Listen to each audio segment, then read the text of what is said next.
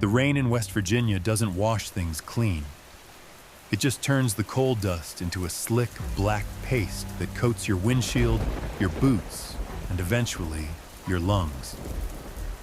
I was 28, hungry for a commission, and stupid enough to think I could convince the folks of Blackwood County to sign over their mineral rights to a conglomerate out of Pittsburgh.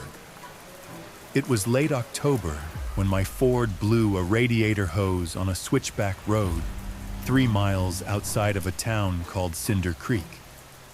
I walked the rest of the way in the downpour, the mud sucking at my heels with a sound like a dying breath.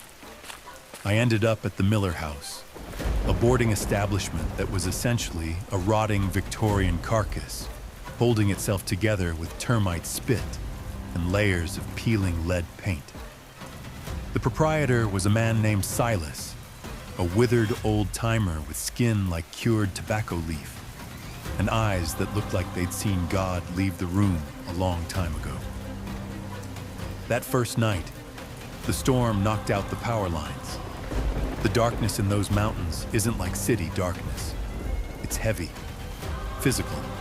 It presses against your eardrums. Silas and I sat on the wraparound porch, nursing a bottle of mason jar moonshine that tasted like kerosene and regret. The only light came from the ember of his pipe and the occasional jagged streak of lightning illuminating the ridgeline. "You looking at the Vance property tomorrow?" Silas asked. His voice sounded like gravel grinding in a cement mixer. "That's the plan," I said, swirling the liquor. "If the deed holds up." Silas spat over the railing. The spit vanished into the black. "Don't go up there, son. That land is sour. Been sour since '34. I chuckled, the arrogance of the city still protecting me. "Soil toxicity, we have tests for that." "Not toxic," Silas whispered, leaning in. The smell of wet wool and old smoke clung to him. "It's wrong. The dirt there, it don't know the difference between planting and burying." He poured us another 3 fingers of shine, and as the thunder rolled across the valley like a drum roll for a hanging, he told me why the Vance place had been left to rot for 80 years. The year was 1934. The Great Depression hadn't just hit the country. It had taken a hammer to its knees. Here in the hollows, folks were used to lean times, but this was different. The mines had shuttered, the crops turned to dust before they breached the soil, and the winter came early with a frost that felt like judgment. Elias Vance was a hard man, cut from granite and scripture. He lived in a farmhouse up on the ridge with his wife, Martha, and their 3 boys. Elias was the kind of man who believed he could outwork the devil. When the food ran out, he hunted. When the game vanished, he trapped. When the traps stayed empty, he boiled shoe leather and tree bark. But starvation is a patient killer. It doesn't take you all at once. It chips away at you. It took the youngest first. Caleb. He was 7 years old. A scrawny thing with eyes too big for his face and a laugh that used to echo off the canyon walls. By February, Caleb stopped laughing. Then he stopped walking. The fever took him on a Tuesday, in the dead gray light of dawn. Martha wept until she was dry, a hollowed-out husk of a woman. But Elias? Elias didn't weep. He just stared at the small, stiff body wrapped in a burlap sack on the kitchen table. Something in Elias broke that day. It wasn't a snap you could hear. It was a silent fracture, deep in the bedrock of his mind. He buried the boy under the twisted oak tree in the backyard, the ground frozen so hard it sparked against the shovel. For 3 weeks, the house was silent. Martha tried to keep the other 2 boys, Thomas and William, alive on thin gruel and prayer. But Elias stopped eating entirely. He would stand by the window, staring at that patch of disturbed earth under the oak tree. He'd mutter to himself, arguing with the air, his eyes bloodshot and wide. Then, the rumors started. Folks in Cinder Creek whispered that Elias had been seen trekking up to Blackroot Ridge, way past where civilized folks went.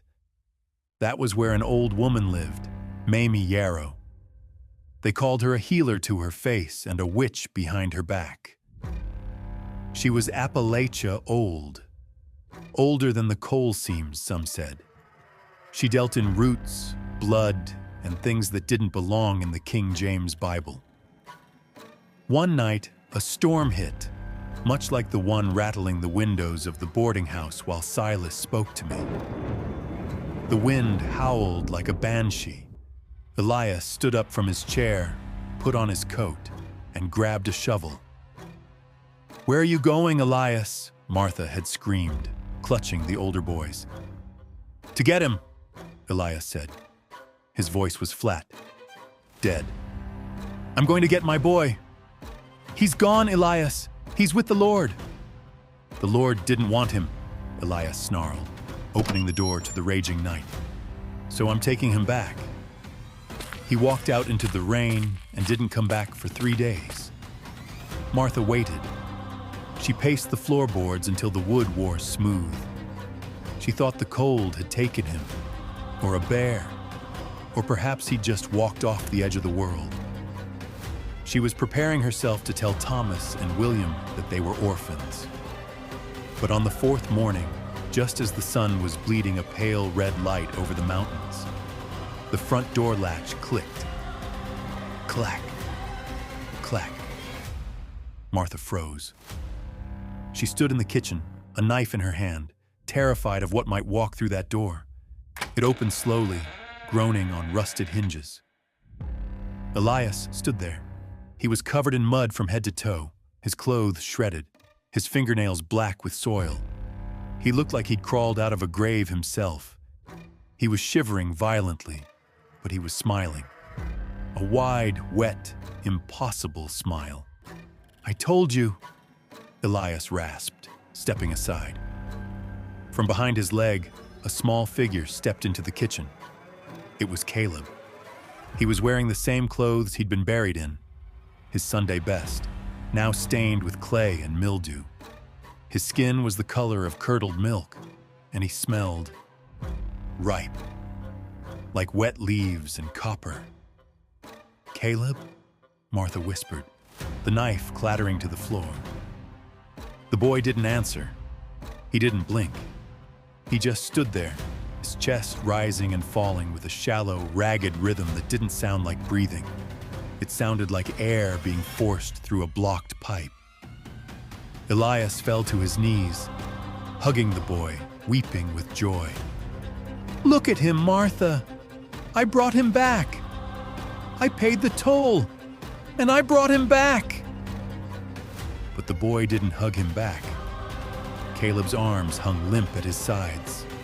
He stared straight ahead, his eyes fixed on something only he could see, dark and unreflecting like polished obsidian. That was the moment, Silas told me, that the true horror began. Because the thing that walked into the house wasn't Caleb. It was just wearing him. Silas paused to repack his pipe. The lightning had moved closer, flashing bright enough to illuminate the deep lines etched into his face. He struck a match, the sulfur flare briefly overpowering the smell of the storm. "The dead don't come back, right, Arthur?" Silas murmured, smoke curling from his lips. "You can stitch the skin, but you can't put the light back in the eyes." Up on the ridge in 1934, the Vance household had become a tomb with a heartbeat. For the first few days, Martha tried to pretend. Mothers are built that way. Their capacity for denial is forged in iron. She bathed the boy, scrubbing the grave dirt from his skin, though the water in the basin turned black and oily, smelling of stagnant swamps. She dressed him in fresh clothes. She set a plate of grits and salt pork in front of him. But Caleb didn't eat. He didn't sleep. He didn't speak. He sat at the rough-hewn table, his hands folded on his lap, perfectly still. He didn't blink often enough. When he did, the eyelids moved slowly, like lizards basking on a cold rock. The other boys, Thomas and William, were terrified. They were young, but children have an instinct that adults bury under logic. They knew a predator when they saw one. They stopped playing in the kitchen. They huddled in the loft, whispering, refusing to make eye contact with the thing that wore their brother's face. "He's just recovering," Elias would snap, slamming his fist on the table when Martha noted the boy's lack of appetite. "He's been through a trial, woman. Give him time." Elias hovered over Caleb like a jealous dog guarding a bone. He brushed the boy's hair, talked to him for hours about hunting and the coming spring. Caleb just stared, his pupils blown wide, swallowing the light. Then the noises started. It began on the third night. Martha woke up to a sound, a rhythmic wet thud, thud, thud. She nudged Elias, but he was in a deep, exhausted sleep, a smile plastered on his face. Martha crept out of the bedroom, clutching her shawl. The sound was coming from the main room. She saw Caleb standing by the window. The moon was full, casting a pale, sickly glow across the floorboards. The boy was pressing his forehead against the cold glass. His hand was raised, and he was tapping a single, long fingernail against the pane. Tap, tap, tap. He wasn't looking out at the yard. He was looking at the tree line, specifically toward the ridge where the old oak tree stood. "Caleb?" Martha whispered. The boy's head snapped around. It didn't turn like a human head. It swiveled too smooth, too fast. His jaw hung slightly open, and in the moonlight, Martha saw that his teeth looked loose, like they were floating in black gums. He raised a finger to the glass again and scratched it. "Scritch." "Home," the boy rasped. It was the first word he had spoken. The voice sounded like dry leaves skittering over pavement. It wasn't a child's voice. It sounded ancient. Martha backed away, her heart hammering against her ribs like a trapped bird. She ran back to the bedroom and shook Elias awake. "He spoke," she cried. "Elias, he spoke, but it wasn't him." "Hush!" Elias struck her across the face, the madness finally boiling over into violence. "Don't you speak ill of him. He's my son." The atmosphere in the house shifted from gloom to suffocating dread. The air grew colder, no matter how much wood Elias threw into the cast iron stove. The milk in the pantry soured within hours. The rain had returned, lashing the valley. The house felt isolated, cut off from God and government. Martha was in the kitchen, chopping carrots with trembling hands. She could feel Caleb's eyes on her back. He was always watching now. Thomas, the middle child, came running down the ladder from the loft. He was pale, tears streaming down his face. "Mama," he sobbed. "Make him stop." "Make who stop, Tommy?" "Caleb," the boy whispered, pointing up to the loft. "He whispers things while we sleep. He tells us how cold the dirt is. He says we have to come with him. He says the roots are hungry, Mama." Martha dropped the knife. It stuck into the floorboard, quivering. She looked at her husband. Elias was sitting in his rocking chair, whittling a piece of wood, humming a hymn that sounded all wrong in a minor key. "Elias," Martha said, her voice steady for the first time in days. "That is not our son. I don't know what you dug up, or what deal you made with that witch on the ridge, but that thing has no soul." Elias stopped whittling. He stood up slowly, the knife still in his hand. "He has my soul," Elias said softly, and the look in his eyes was no longer human. It was the look of a man who had stared into the abyss and found that he liked the view. "And tonight, we're going to celebrate his birthday. We're going to give him a gift." Elias looked at the two living boys, Thomas and William, huddled near the stove.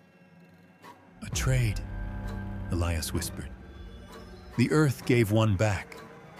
It expects two in return." "It's a mercy," Elias roared, his eyes wide and weeping. "Don't you see? They'll never be hungry again. The roots will hold them tight." Martha didn't scream. She didn't beg. The time for being a wife was over. She was a mother now, primal and vicious. She grabbed the heavy cast-iron skillet from the stove, the bacon grease still hot inside it, and swung it with every ounce of strength she possessed.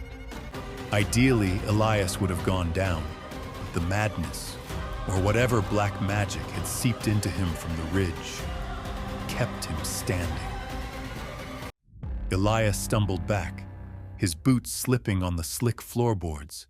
His flailing hand hit the kerosene lamp on the table. Glass shattered. The fuel sprayed across the dry timber walls and the curtains. In the blink of an eye, the room wasn't just lit. It was alive. The fire roared like a waking dragon climbing the wallpaper, eating the oxygen. "Run!" Martha screamed, grabbing Thomas and William by their collars. "Out! Now!" She dragged them toward the back door, coughing as the black smoke began to fill the room. The heat was instantaneous, blistering the skin on their faces. But Elias didn't chase them. As Martha kicked the back door open and shoved her weeping sons out into the mud and the rain, she looked back one last time. Elias was on his knees in the center of the inferno. The flames were licking at his clothes, his hair caught in the updraft. He wasn't trying to escape. He was crawling toward the corner where Caleb stood. The boy, the thing that looked like a boy, hadn't moved. The fire swirled around him, but he didn't burn. He stood perfectly still amidst the orange chaos, his hands clasped, watching his father crawl toward him. "I'm here, Caleb," Elias shrieked, his voice cracking as the smoke took his throat. "Daddy's here." And then, over the roar of the fire and the drumming of the rain, Martha heard it. Laughter. It wasn't the giggling of an 8-year-old child. It was a deep, guttural sound, like rocks grinding together deep underground. It was the laughter of the mountain itself, mocking the flesh that thought it could cheat the soil. Caleb looked at Martha through the flames. His mouth opened impossibly wide, unhinging like a snake, and the laughter poured out, louder than the collapsing roof beams. Martha slammed the door and ran. She dragged her boys through the mud, into the storm, not stopping until they reached the tree line. Behind them, the farmhouse collapsed inward with a sound like a bomb going off. The scream that cut through the night wasn't from the fire. It was Elias. It was a scream of absolute agonizing regret, cut short as the roof came down, burying him with the son he loved too much to let go. The present day, the boarding house porch. Silas stopped talking. His pipe had gone out long ago. The rain was still hammering against the tin roof of the Miller house, a steady, rhythmic drumming. I sat there, my drink forgotten, a chill settling into my bones that had nothing to do with the weather. "They never found the bodies?" Silas said quietly. "Fire burned too hot, melted the glass, turned the bones to ash. The locals say the ground just swallowed them up." "And the mother?" I asked. "Martha? The boys?" "Moved away," Silas said. He rubbed his left shoulder absently, as if an old scar was aching in the damp weather. Tried to forget, but you don't forget something like that. He pointed his pipe stem at the floorboards beneath our feet. A few years later, a developer from Charleston bought the land. Thought the location was prime for a boarding house for the railway men. They dug a new foundation, poured concrete right over the scorch marks. I froze. I looked down at the dark wood of the porch. "This house?" I whispered. "We're sitting on it?" Silas nodded slowly. "We are. The cellar is exactly where the root cellar used to be. My room is right where the kitchen stood." I stood up, suddenly desperate to be in my car, broken radiator or not. "Why would you stay here, Silas? If you know the story, why stay?" Silas looked up at me. His eyes were watery, reflecting the distant lightning. "Because someone has to make sure the window stays locked, Arthur," he whispered. "What window?" Silas leaned forward, and a flash of lightning illuminated a jagged, burn-like scar running down the side of his neck. A scar I hadn't noticed in the dim light. "The soil is patient," Silas rasped. "Elias paid the price, but the trade wasn't finished. Sometimes, on nights like this, when the rain softens the earth, tap, tap, tap." The sound came from the window directly behind me, the window of the parlor. My blood turned to ice. It was a distinct, sharp sound, like a long fingernail tapping against the glass. Tap, tap, tap. I spun around. The parlor was dark, empty, but on the outside of the glass, illuminated by the porch light, was a small, muddy handprint. It was fresh. The fingers were impossibly long. "He wants to come in," Silas said, his voice trembling. "He gets lonely in the dirt." I didn't stay to see what was attached to the hand. I grabbed my keys, ran to my truck, and drove on the rim of a flat tire for 5 miles until I hit the county line. I never went back to Blackwood County. The conglomerate dropped the deal. But sometimes, when it rains hard and the wind hits my window just right, I can still hear it. Tap, tap, tap. The soil keeps what it takes, and it never stops hungering for more.